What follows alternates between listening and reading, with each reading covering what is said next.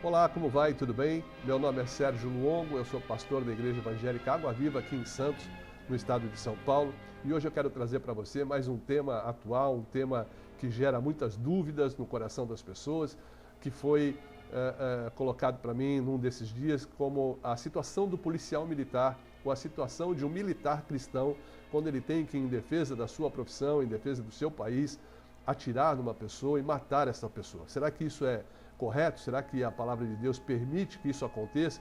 Qual é a situação que essa pessoa que é cristã ficaria diante de uma situação como essa?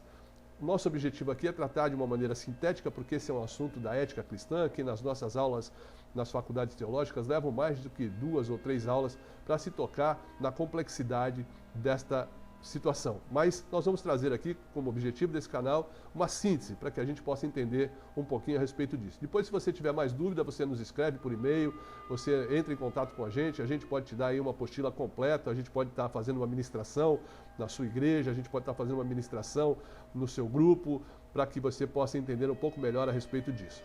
Então a gente vai perceber aqui os questionamentos que advêm ao povo de Deus. Qual deve ser a atitude do cristão quando ele se depara com uma situação como essa, uma situação de guerra, uma situação de combate à violência? É correto tirar a vida de uma pessoa por ser realmente um policial, um militar cristão, ou seja, por receber ordem da sua chefia para agir dessa maneira? A gente vai ver que o assunto é bastante difícil.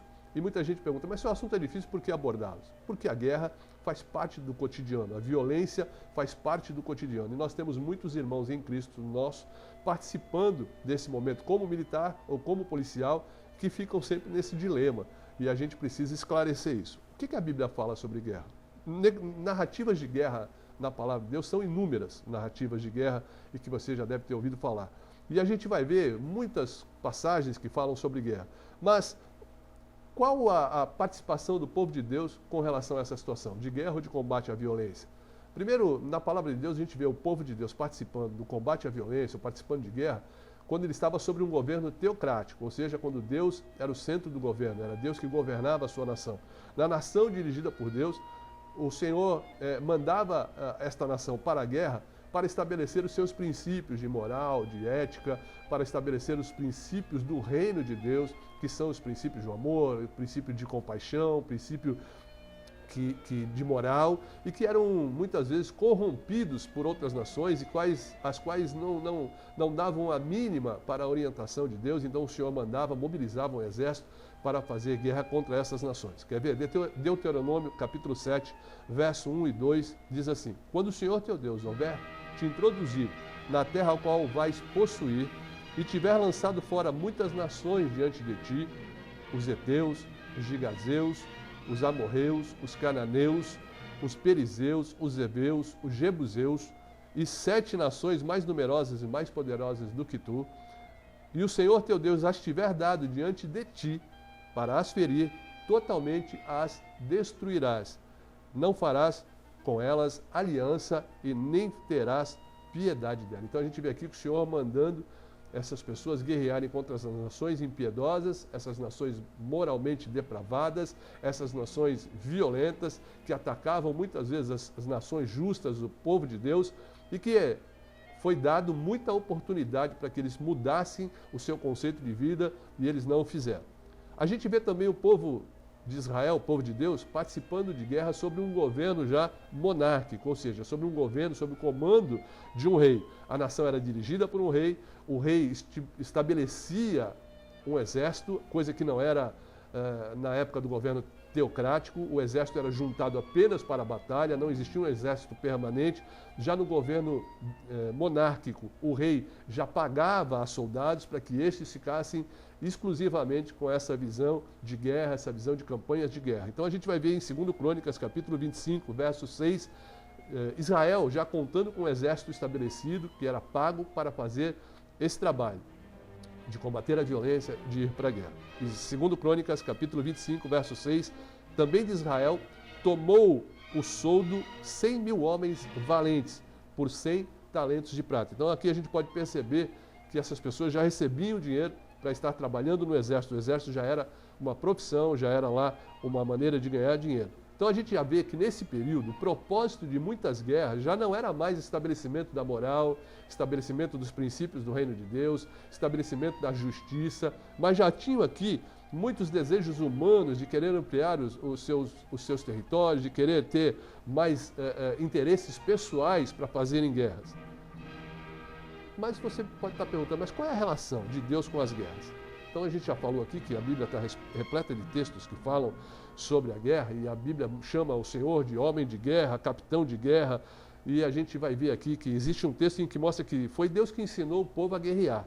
Segundo Samuel, capítulo 22, verso 35, diz assim: instrui as minhas mãos para a peleja, de maneira que um arco de cobre se quebre pelos meus braços. A gente olha aqui e vê que Deus está instruindo o seu povo a lutar, a guerrear. Isso não significa, como muitos historiadores, com muitas pessoas que não são cristãs tentam colocar ou deixar transparecer, que Deus do Antigo Testamento era um Deus de ódio, era um Deus de raiva, era um Deus de vingança. Não é isso. O que acontecia é que Deus usava o exército para poder estabelecer princípios, para poder estabelecer justiça, para poder estabelecer uma punição pelo pecado, para que o pecado não ficasse impune e as pessoas acabassem sendo contaminadas, os justos acabassem sendo contaminados pelo pecado.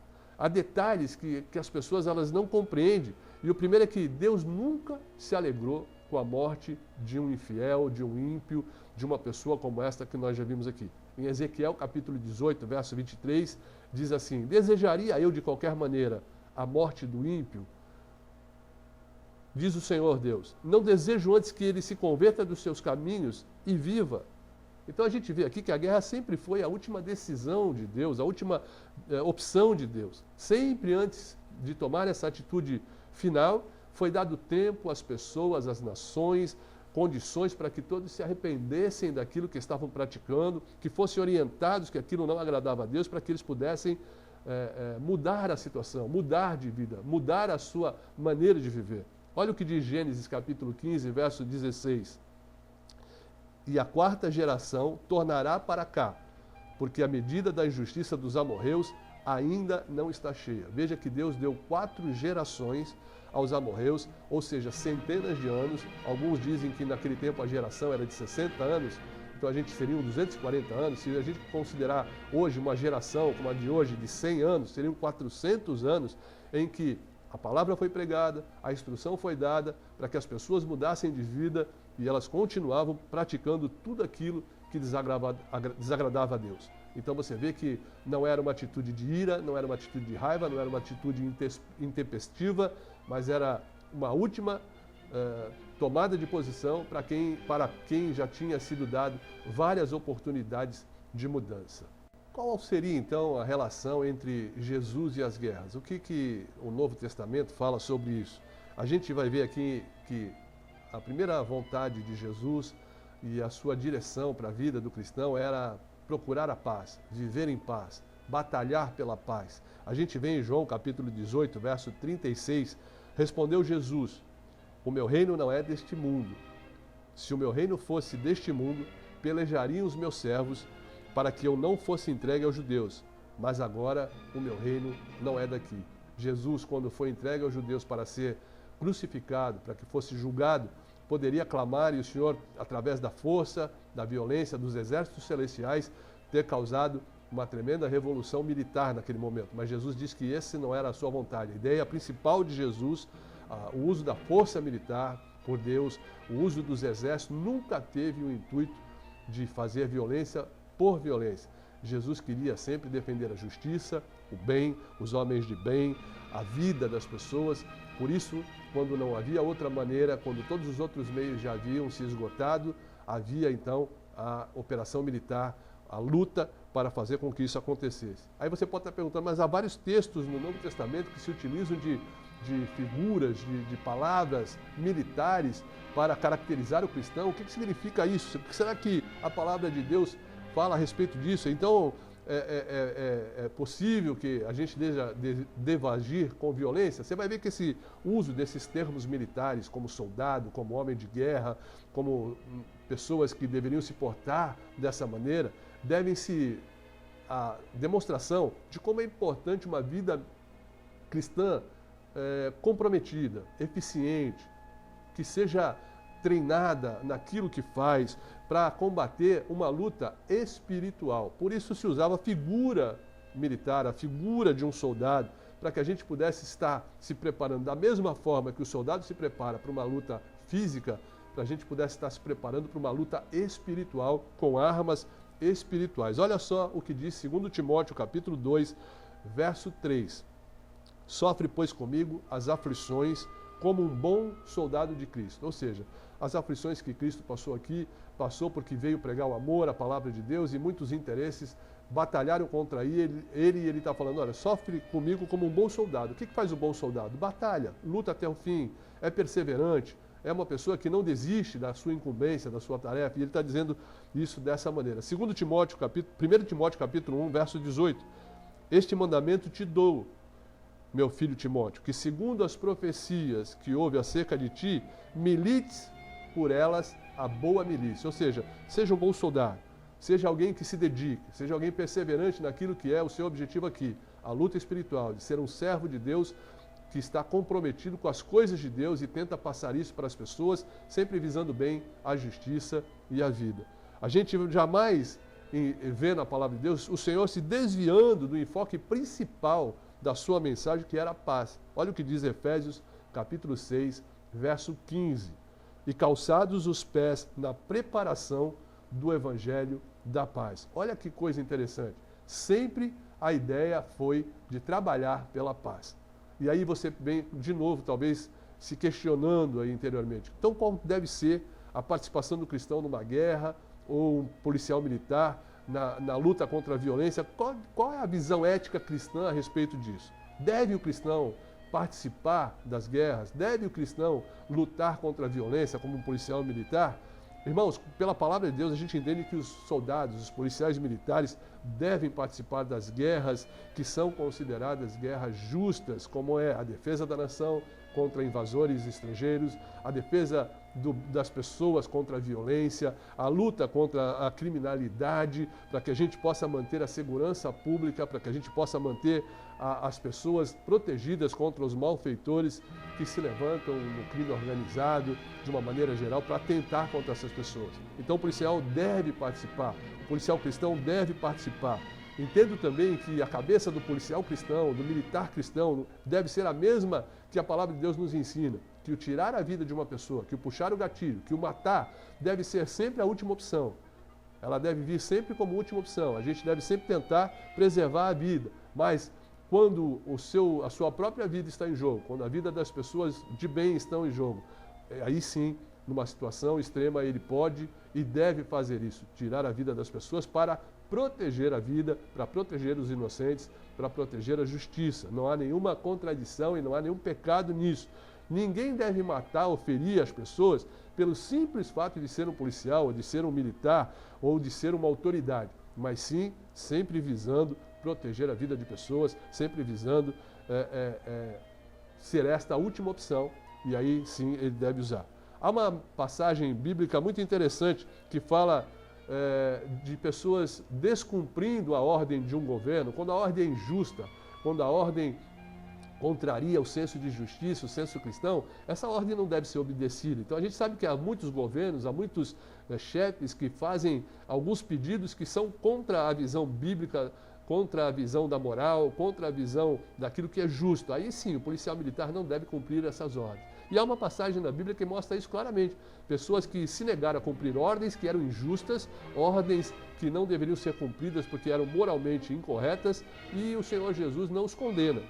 Mateus capítulo 2, verso 13 e 14 diz assim: E tendo eles se retirado, eis que o anjo do Senhor apareceu a José em sonhos, dizendo: Levanta-te, toma o menino e a sua mãe e foge para o Egito.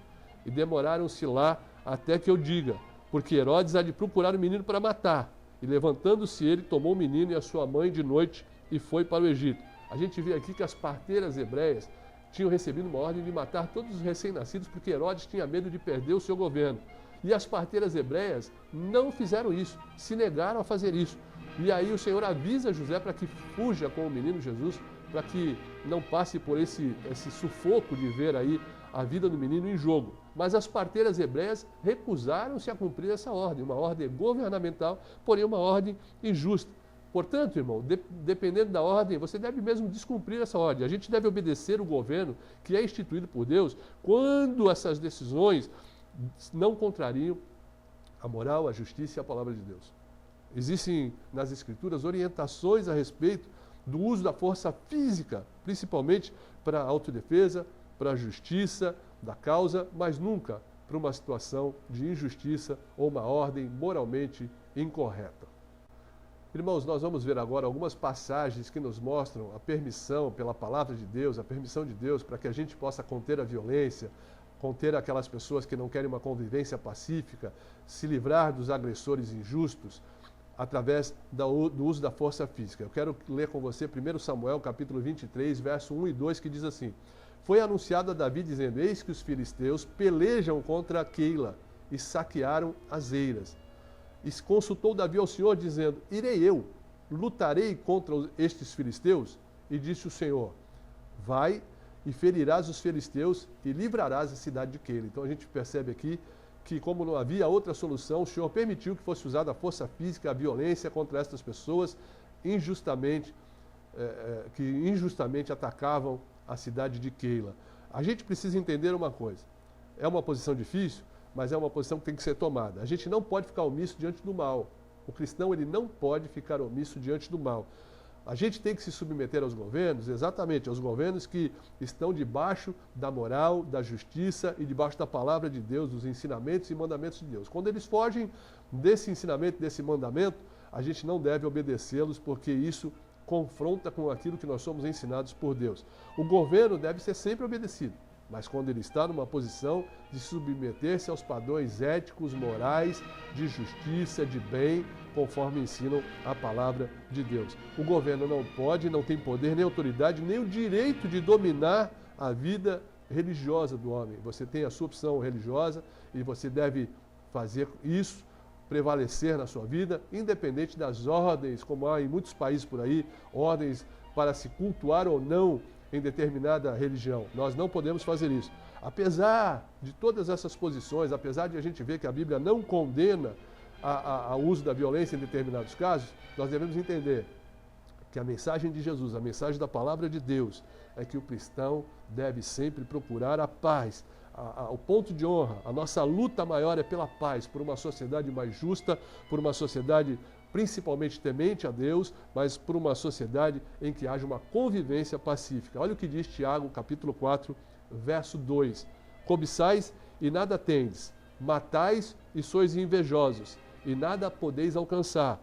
Combateis e guerreais e nada tendes, porque não pedis. Ou seja, quando nós estamos na direção de Deus, quando a gente pede as coisas para Deus, Deus nos provê de tudo aquilo que é necessário para uma vida abençoada. A paz vem quando estamos debaixo da orientação de Deus e dos seus ensinamentos, que sobretudo é o amor, a compaixão, a misericórdia que Ele tem pelo ser humano. Irmão, você que é policial militar, você que é militar cristão, você sabe que você tem autorização para agir com violência quando isso é necessário para proteger a vida, para proteger a justiça, para proteger o bem maior.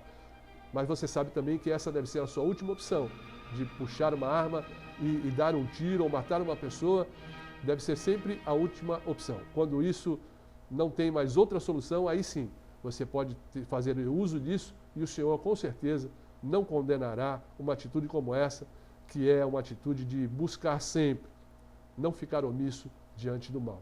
Que Deus te abençoe, que você possa ter entendido. Qualquer dúvida, entre em contato com a gente.